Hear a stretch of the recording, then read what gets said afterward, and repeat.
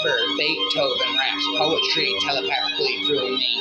Melodic ingenuity of Ludwig van Beethoven raised music to the realm of art, condensed, woven, a piano virtuoso.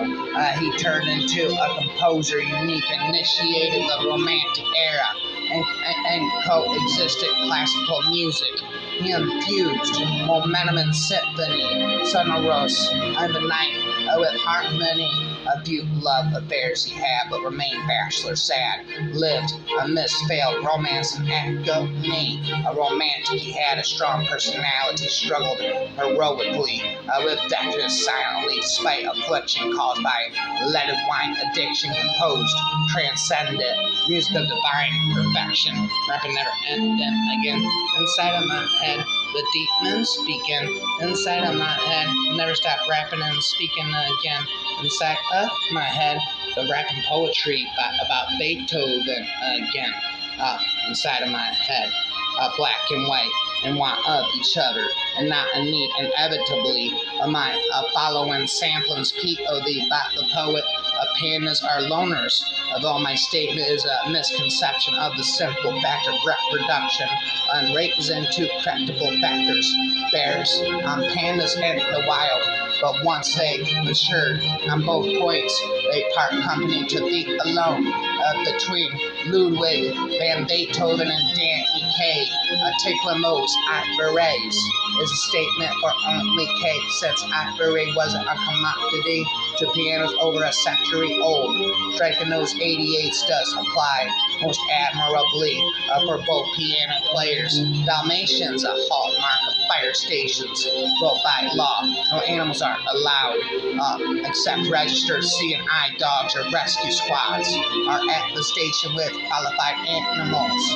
Or when FEMAS, FEMAS, they're entitled animals. Possible fun things to see. An orca reading a newspaper held up on an aquarium glass, a penguin nudge, a domino toppling more, a skunk riding a zebra back.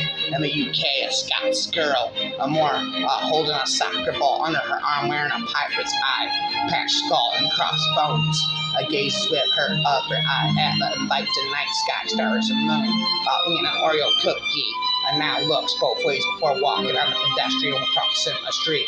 Men play dice on a sidewalk outside a pub in dark Manchester. Rapper forever, nether, say nether. The forever rapper stops rapping, nether. The forever rapper stops rapping, nether. Listen, his father made a habit out of hitting him, see? Some men drink, some men yell, some men hit their children. This man did it all, because I guess all men want their boys to be geniuses. Beethoven, a little boy, living in a house where a name meant nothing, living in a house where mercy had to be earned through each perfect note, tumbling up through the roof to tickle the toes of the angels, whose hearts couldn't hold half the passion that was held in the hands of the young boy who was hard of hearing. Beethoven, who heard his father's anthem every time he put finger to ivory.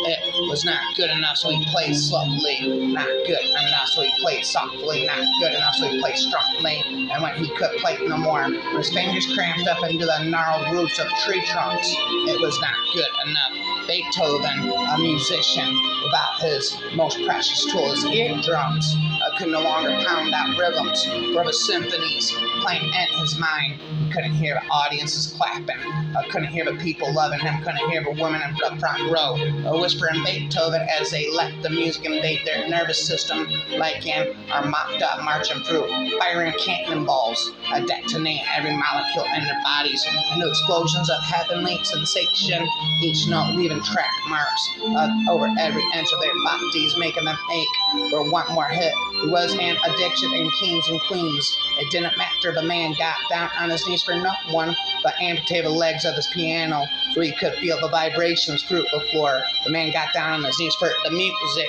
You can't stop the music. I like the way you do this. Never gonna stop that. Never gonna stop the music.